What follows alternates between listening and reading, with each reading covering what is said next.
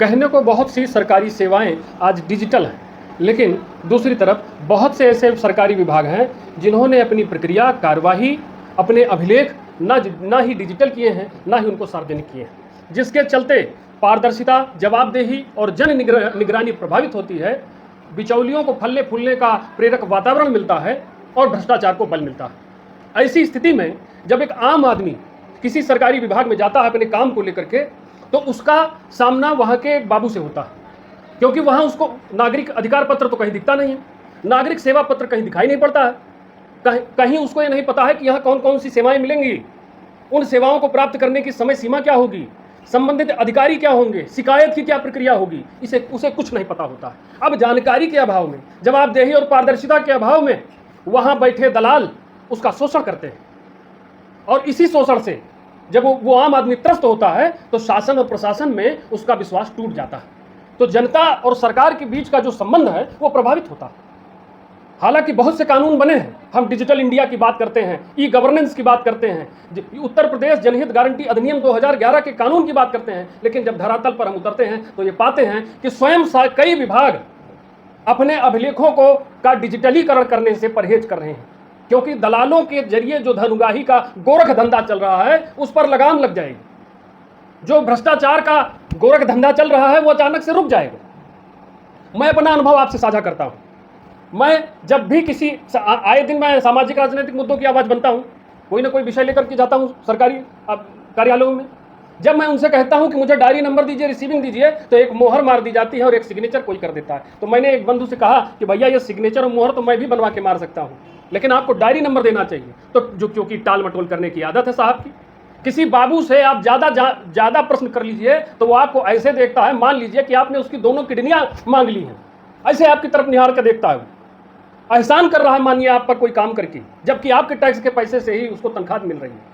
जो सेवा भाव होता है वो समाप्त हो गया है। इन भ्रष्टाचारियों की चमड़ी इतनी मोटी हो गई है कि केवल टाल मटोल करके जनता का शोषण करने का प्रयास करते हैं। जब हम डायरी नंबर मांगते हैं तो हमको कहते हैं अगले दिन आइएगा, आपको डायरी नंबर मिल जाएगा।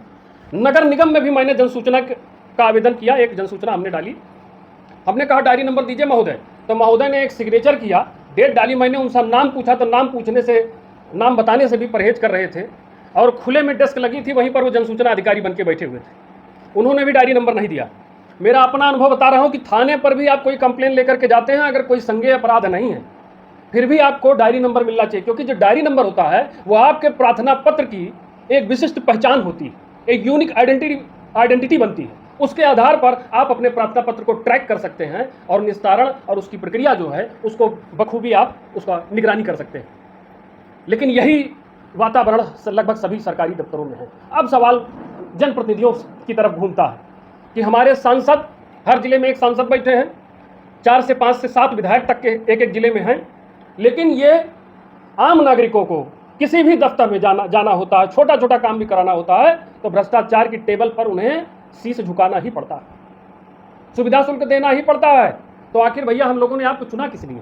सरकारी अस्पताल आप नहीं चला पा रहे हैं, सरकारी अस्पतालों की ऐसी स्थिति है कि ऑपरेशन कर रहे हैं तो पैसा मांगा जा रहा है, दवाइयाँ और जांच बाहर के लिए लिखी जा रही हैं, इमरजेंसी में अगर कोई गंभीर केस आ गया, भले ही उनकी क्षमता में है वो, लेकिन रिफर करने का जो कल्चर है तुरंत आपको आगे बढ़ा देंगे, क्योंकि उनको बहुत आपको सेवा भाव तो है नहीं। प्राइवेट प्रैक्टिस में लिप्त है तमाम डॉक्टर्स। उप निबंधन कार्यालय में गया मैं, नगर निगम ऑफिस में जाता हूँ, कलेक्ट्रेट परिसर में जाता हूँ, कहीं भी सिटीजन चार्टर मुझे नहीं दिखाई देता है। यानी नागरिक सेवा पत्र कहाँ है, नागरिक अधिकार पत्र कहाँ है? जब तक नागरिकों को उनके अधिकार नहीं पता होंगे तो वो लड़ेंगे किस आधार पर? लोकतंत्र के लिए मूर्ख जनता, सुस्त जनता, मरी हुई जनता एक अभिशाप से कम नहीं होती है।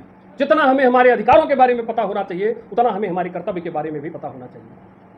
ये सत्ता बदलने का खेल बंद करिए, सबसे पहले अपने अंदर बदलाव लाइए। क्या आप एक जिम्मेदार नागरिक बने हैं? क्या एक जिम्मेदार नागरिक के तौर पर आप अपने कर्तव्यों का निर्वहन कर रहे हैं? यदि नहीं तो फिर लोकतंत्र तो वहीं मर गया ना। आप ही वोटर हैं, आप ही मतदाता हैं, आप ही सरकार बनाएंगे, आप ही जनप्रतिनिधि चुनेंगे। तो मेरा कहना है कि जनपद के 90% कार्यालयों में, सरकारी दफ्तरों में कहीं भी आपको नागरिक सेवा पत्र नहीं मिलेगा। जब मुझे नहीं पता है कि यहाँ सेवाएं क्या मिलेंगी, किस तरह से मिलेंगी, समय अवधि क्या होगी, शिकायत प्रक्रिया क्या होगी। हनुमतनगर वार्ड के शिवनगर कॉलोनी में एक प्रकरण हम लोगों ने उठाया था कि मुख्य मार्ग पर निर्माण कार्य चल रहा था, 20 वर्षों बाद जैसे तैसे निर्माण शुरू हुआ और अचानक इसको फिर रोक दिया गया और कई हफ्तों से, लगभग मुझे लगता है 1.5 महीने से ज़्यादा हो गया, काम बंद कर दिया गया। और मार्ग इस हालत में था कि लोग आने जाने से भी कतराने लगे, चोटिल होने लगे, गाड़ियाँ फंसने लगी। हम लोगों ने प्रदर्शन किया, प्रशासन ने संज्ञान लिया और कार्य आरंभ हुआ। अब कह रहे हैं कि सीवर पड़ेगा, क्या तमाम लीपापोती चल रही है। मैंने उनसे सीधे सीधे पूछा कि ये काम आपने शुरू किया है तो क्या डिस्प्ले बोर्ड लगा है, क्या आपने एक सूचना पट्ट लगाया कि यहाँ की कार्यदायी संस्था कौन है, वित्तीय वर्ष क्या है, बजट क्या है, शिकायत करेंगे तो किससे करेंगे, कार्य की गुणवत्ता के लिए कौन अधिकारी जिम्मेदार है यहाँ का?